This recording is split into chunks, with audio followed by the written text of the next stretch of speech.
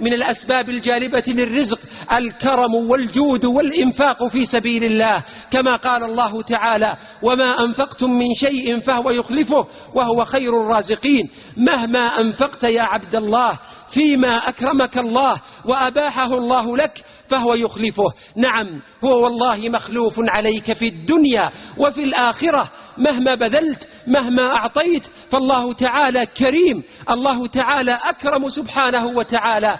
الأجر والثواب قد يسارع لك في الدنيا، وقد يدخره الله لك أعظم الأجر في الآخرة، كما في الحديث القدسي يقول الله تعالى: أنفق عليك، كما عند مسلم، وكما قال صلى الله عليه وسلم: ما من يوم يصبح العباد فيه إلا ملكان ينزلان فيقول أحدهما: اللهم أعطي منفقا خلفا، اللهم أعطي منفقا خلفا، اللهم أعطي منفقا خلفا، ويقول الآخر: اللهم أعطي ممسكا تلفا.